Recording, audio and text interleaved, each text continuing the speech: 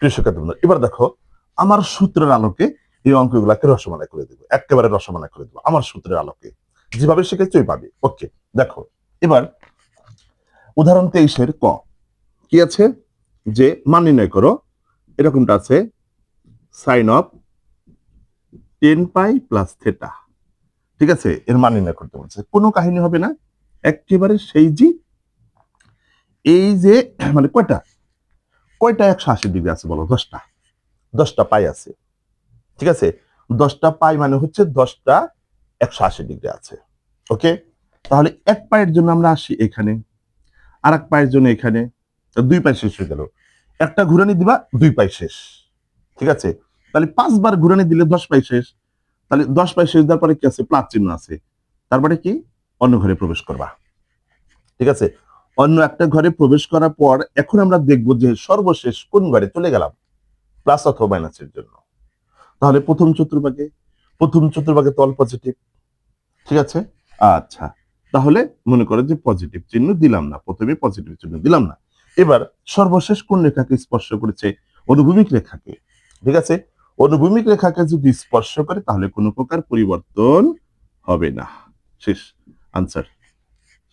ঠিক আছে, তোমরা প্রথম আমার সূত্র দেখবা, সূত্রের মাধ্যমে যদি এই অঙ্কগুলা চলো, দেখবা যে বইয়ের চেয়ে হাজার গুণ সোজা হয়ে গেছে।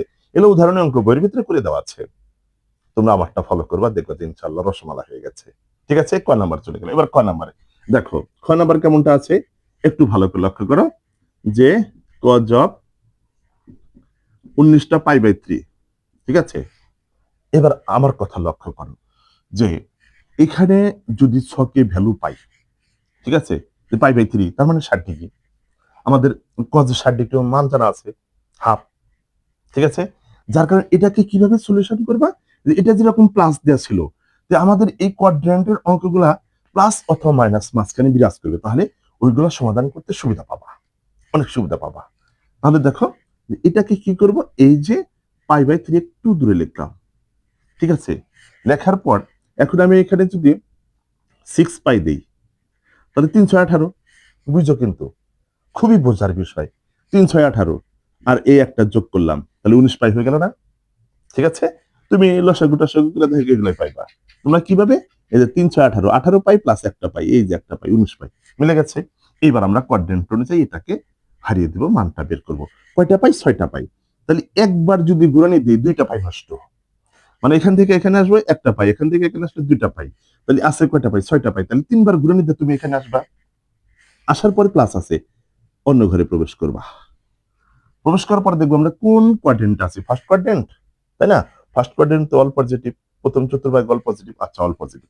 এবার কোন রেখাকে স্পর্শ করছে? অনুভূমিক রেখাকে।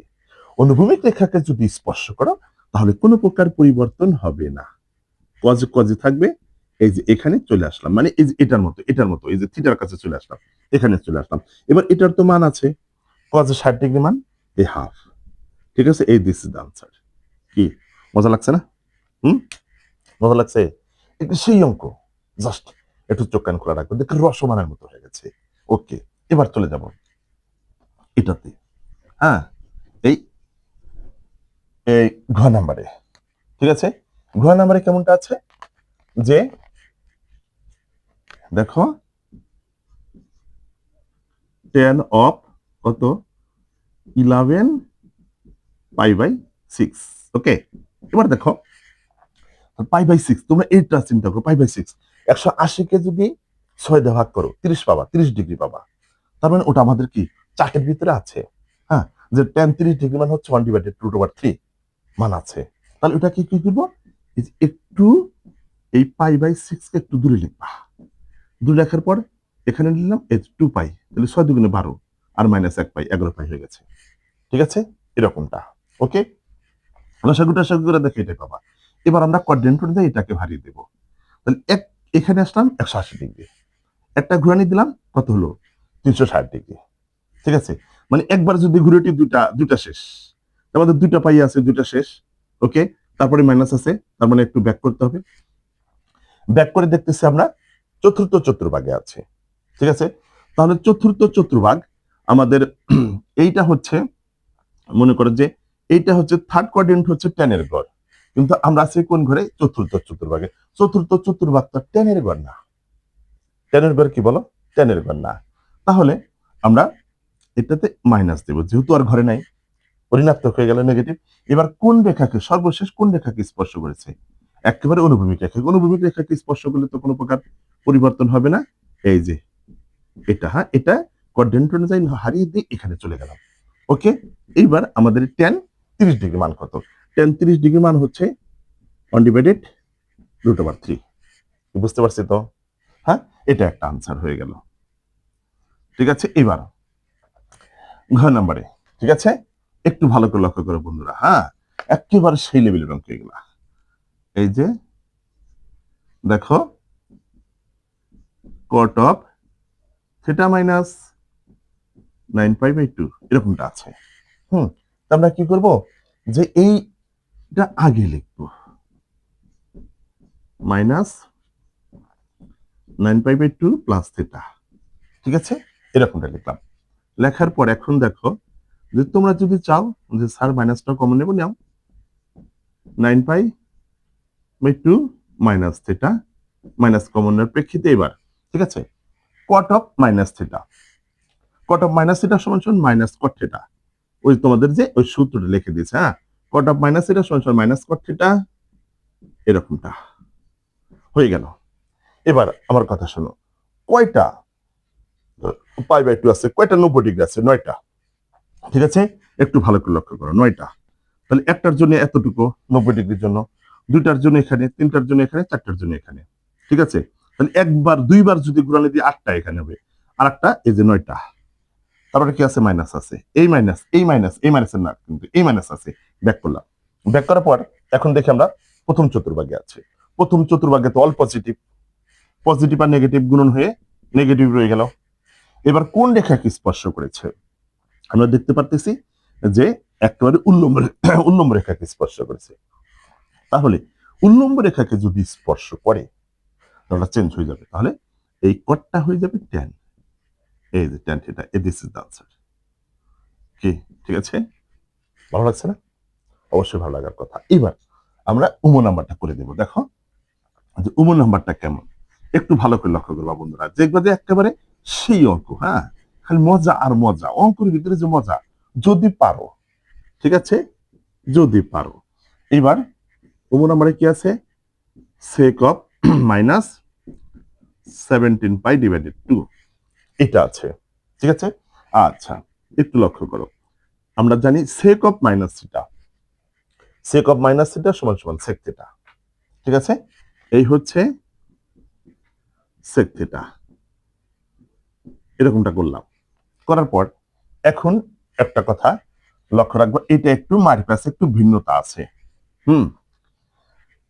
যে π/2, তাহলে একটু কথা লক্ষ্য করো, 17টা π/2, 17টা π/2 আছে যখনই 90 ডিগ্রি থাকবে, আবার 180 ডিগ্রি, একবার সই সই, মানে একেবারে এখানে এসে ঠেকলাম 90 ডিগ্রি, আর আইগানো পারতেছি না, পিছানো পারতেছি না।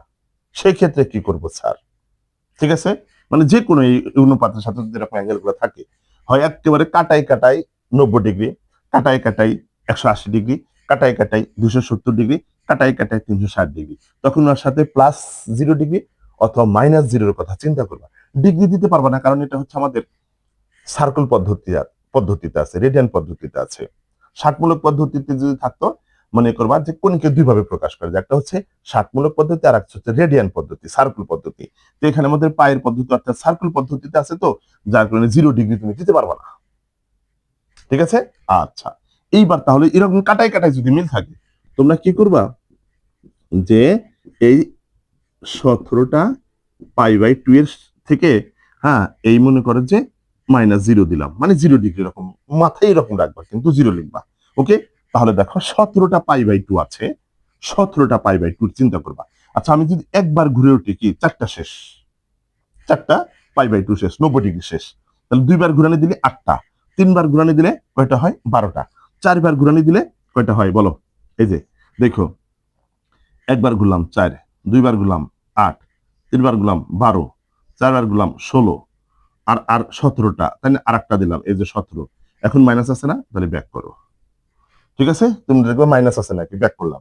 ব্যাক করার পর এখন কোন ঘরে অবস্থান করতেছি? First quadrant all positive. Okay, আচ্ছা, পজিটিভ চিহ্ন দিলাম না। এবার সর্বশেষ কোন রেখাকে স্পর্শ করেছে বলো? উল্লম্ব রেখাকে স্পর্শ করেছে।